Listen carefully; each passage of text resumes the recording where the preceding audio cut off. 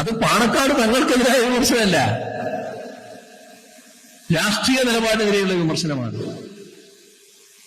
അദ്ദേഹമാണ് ലീഗിന്റെ പ്രസിഡന്റ്. സ്വാഭാവികമായും ലീഗ് എടുക്കുന്ന രാഷ്ട്രീയ നിലപാടിന്റെ പ്രധാനമായ ഉത്തരവാദിത്വം അദ്ദേഹത്തിലാണ് വരുന്നത്. തെരഞ്ഞെടുപ്പ് ജയവും പരാജയവുമല്ല, നാടിന്റെ ഭാവിയെക്കുറിച്ചാണ് ചിന്തിക്കേണ്ടത്. നാടിന്റെ ഭാവിക്ക് അത് ഗുണകരമാണോ? വർഗീയത ശക്തിപ്പെടുന്നത് നാടിന്റെ ഭാവിക്ക് ഗുണകരമാണോ? മുസ്ലിം ലീഗിന്റെ സംസ്ഥാന അധ്യക്ഷൻ പാണക്കാട് സാദിഖ് അലി ശിഹാബ് തങ്ങളാണ്. മുസ്ലിം ലീഗ് എടുക്കുന്ന രാഷ്ട്രീയ തീരുമാനങ്ങളെ വിമർശിക്കുമ്പോൾ സാദിഖ് അലി ശിഹാബ് തങ്ങളെ വിമർശിക്കേണ്ടി വരും. പാണക്കാട് തങ്ങളായതുകൊണ്ട് വിമർശിക്കാൻ പറ്റത്തില്ലെന്ന് ലീഗ് പറഞ്ഞാൽ അത് സമ്മതിക്കാൻ ഒക്കത്തില്ല. മുഖ്യമന്ത്രി ആദ്യമേ പാലക്കാട് വെച്ച് സാദിഖ് അലി ശിഹാബ് തങ്ങളെ ജമാഅത്ത് ഇസ്ലാമിയുടെ അനുയായി എന്ന് പറഞ്ഞ് വിമർശിച്ചിരുന്നു. ജമാഅത്ത് ഇസ്ലാമിയായിട്ടുള്ളവർ നീക്കങ്ങളുമായിട്ട് ബന്ധപ്പെട്ടാണ് മുഖ്യമന്ത്രി ആ വിമർശനം ഉന്നയിച്ചത്. അതിനുശേഷം പിന്നെ തങ്ങളെ വിമർശിച്ചേ എന്ന് പറഞ്ഞാണ് ലീഗുകാരുടെ രോദനം. പക്ഷെ മുഖ്യമന്ത്രി അതിന് പുറമോട്ട് പോയില്ല. മുഖ്യമന്ത്രി വ്യക്തമായിട്ട് കൊട്ടാരക്കര വെച്ചും വീണ്ടും പാണക്കാട് സാദിഖ് അലി ശിഹാബ് തങ്ങളെ വിമർശിച്ചു. ഇപ്പോൾ കോഴിക്കോടും മുഖ്യമന്ത്രി ആ കാര്യം വ്യക്തമായി തന്നെ പറഞ്ഞിരിക്കുകയാണ്. ഇനിയും വിമർശിക്കും, രാഷ്ട്രീയപരമായ നിലപാടുകൾക്കായിട്ട് ഇനിയും വിമർശിക്കും. മുസ്ലിം ലീഗിന്റെ സംസ്ഥാന അധ്യക്ഷൻ പാണക്കാട് സാദിഖ് അലി ശിഹാബ് തങ്ങളായതുകൊണ്ട് ശിഹാബ് തങ്ങളെ വിമർശിക്കേണ്ടി വരും. ആ നീക്കത്തിൽ നിന്നും ആ വിമർശനത്തിൽ നിന്നും മുഖ്യമന്ത്രി പിന്നോട്ട് പോയിട്ടില്ല. CPIയും പിന്നോട്ട് പോയിട്ടില്ലെന്നാണ് വ്യക്തമായിട്ട് മുഖ്യമന്ത്രി പറയുന്നത്. രാഷ്ട്രീയ പാർട്ടിയുടെ അധ്യക്ഷനാണെങ്കിൽ വിമർശനം ഏറ്റുവാങ്ങേണ്ടി വരുമെന്ന് മുഖ്യമന്ത്രി അസംതൃപ്തമായിട്ട് പറയുന്നുണ്ട്. മുഖ്യമന്ത്രിയുടെ ആ വാക്കുകൾ നമുക്കൊന്ന് കേൾക്കാം. എന്തെങ്കിലും പാഠം ലീഗ് പഠിച്ചോ? അധികാരം നിലനിർത്തുന്നതിന് വേണ്ടി കൂടുതൽ ചെയ്യാൻ പാടില്ലാത്ത നിലപാടിലേക്കല്ലേ അവർ മാറിപ്പോയിക്കൊണ്ടിരുന്നത്? കോൺഗ്രസിന് അധികാരത്തിന് വേണ്ടി വർഗീയതയുടെ കൂടെ ചേരാൻ ഒരു മടിയുണ്ടായിരുന്നില്ല. വർഗീയത പിന്തുണ വിവിധ ഘട്ടങ്ങളിൽ അവർ സമ്പാദിച്ചിട്ടുണ്ട്. പണ്ട് ജനസംഘമായപ്പോൾ സമ്പാദിച്ചിട്ടുണ്ട്, വിവിധ സ്ഥലങ്ങളിൽ സമ്പാദിച്ചിട്ടുണ്ട്. ഒരു ഘട്ടത്തിൽ കോലീബി സഖ്യം ഓർമ്മയില്ലേ? വടകര വേപ്പൂരൊക്കെ എല്ലാം ചരിത്രമാണല്ലോ. ഞാൻ ഇപ്പൊ അതിന്റെ എല്ലാ വിശദാംശങ്ങളും പറഞ്ഞാൽ വളരെ സമയം പോകുന്നതുകൊണ്ട് ഞാൻ അതിലേക്ക് കടക്കുന്നില്ല. നാടിന്റെ ചരിത്രമല്ലേ? എന്തിനായിരുന്നു അത്? ഞങ്ങളെ പരാജയപ്പെടുത്താൻ. വടകരയിലും ബേപ്പൂരും ഞങ്ങളെ പരാജയപ്പെടുത്താൻ കോലീബി സഖ്യം മാത്രമല്ല മറ്റു ചില സഖ്യങ്ങൾ ഉണ്ടാക്കിയതല്ലോ. കഴിഞ്ഞോ? പുറത്തായപ്പോ ജനങ്ങൾ മുഴുവൻ അണിനിരന്നില്ലേ? ആ അണിനിരങ്ങളും ലീഗിന്റെ അണികളും ഉണ്ടായില്ലേ? പക്ഷെ ആ ഘട്ടത്തിലൊന്നും നമ്മൾ കാണേണ്ടത് ജമാഅത്തെ ഇസ്ലാമിയെയും SDP-യെയും വലിയ തോതിൽ സഹകരിപ്പിക്കാൻ ലീഗ് തയ്യാറായിരുന്നില്ല. ഇപ്പോഴാണ് ആ നിലയിലേക്ക് മാറിയത്. ആ മാറ്റത്തെക്കുറിച്ച് പറയുമ്പോൾ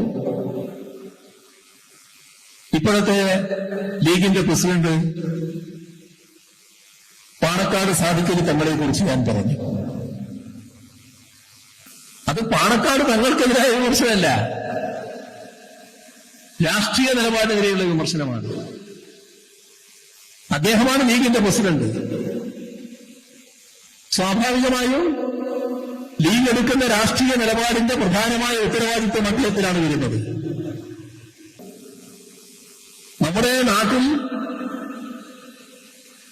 മുസ്ലിം മേഖലകളിൽ പ്രവർത്തിക്കുന്ന വ്യത്യസ്തമായ മതസംഘടനകളുണ്ട്.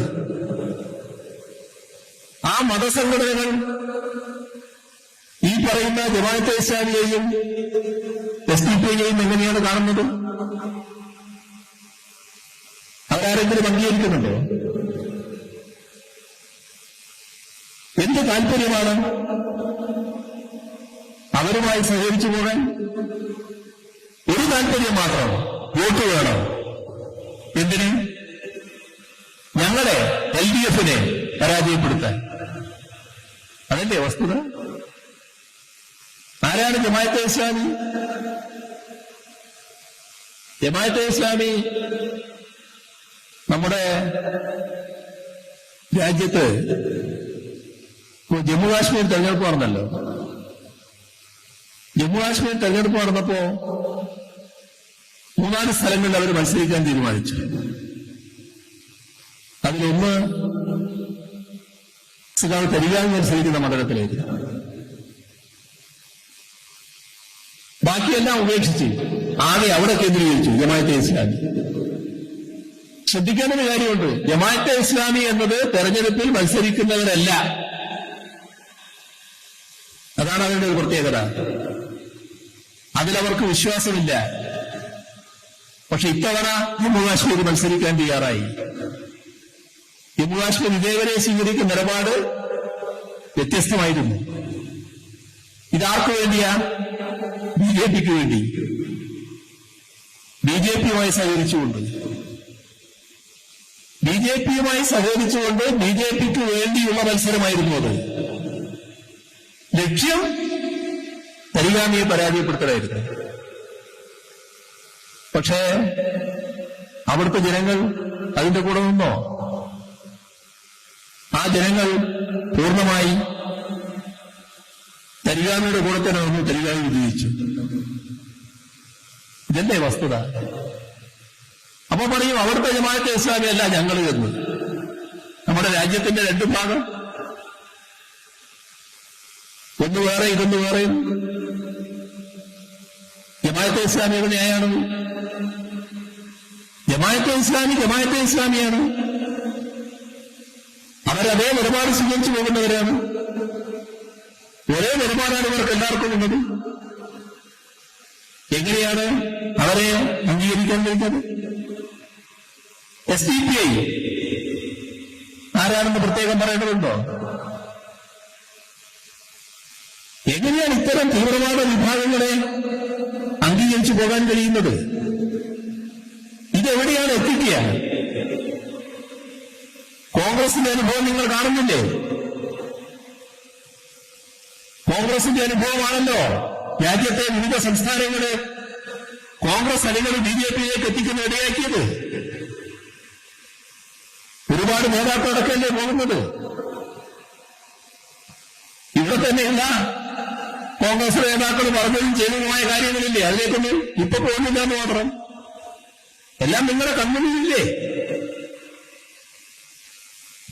കോൺഗ്രസിന്റെ അതേ രീതി നിങ്ങൾ മറ്റേ രീതിയിൽ പകർത്തുമല്ലേ? കോൺഗ്രസിന്റെ കൂടെ നിന്ന്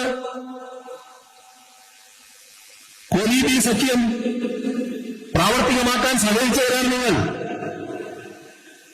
ഇപ്പൊ നിങ്ങൾ ഈ പറയുന്ന വർഗീയ ശക്തികളെയും ഒന്നിച്ചു നിർത്താനല്ലേ നോക്കുന്നത്? ആത്യന്തികമായി നിങ്ങൾക്കത് ഗുണമാണോ ചെയ്യ? ഒരു പാർട്ടിയെ നേരത്തെ നിങ്ങൾക്ക് ഗുണമാണോ ചെയ്യ? തെരഞ്ഞെടുപ്പ് ജയവും പരാജയവുമല്ല,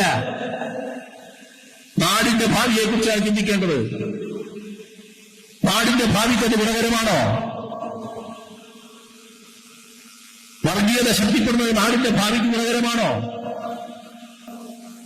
വർഗീയതയെ എതിർത്ത് പോകാൻ കഴിയണ്ടേ? അത് പറഞ്ഞപ്പോ തീവ്രവാദ ഭാഷയിലാണ് മറുപടിയുമായി ചേർന്ന് വരുന്നത് കണ്ടത്. അതിന് പിന്നെ ഞാൻ മറുപടി പറയുന്നില്ല. അതൊക്കെ സാധാരണ ഒരു ജൽപ്പനങ്ങളെന്നല്ലാതെ അതൊക്കെ ആരെങ്കിലും മുഖവിലക്കെടുക്കാറുണ്ട്. അത്തരം ജൽപ്പനങ്ങൾ കൊണ്ട് നേരിടാൻ കഴിയുന്ന ഒരു പാർട്ടിയാണോ CPI? അത് നിങ്ങളുടെ അനുഭവത്തിൽ തന്നെയുള്ള കാര്യങ്ങളില്ലേ, ഏതെല്ലാം ഘട്ടങ്ങൾ നമ്മൾ കടന്നു വന്നാൽ നിങ്ങൾ ചെയ്ത തെറ്റിന്റെ കാര്യം നിങ്ങൾ പരിശോധിക്കേണ്ടതായിട്ടുണ്ട് എന്നാണ് ഞാൻ പറയുന്നത്.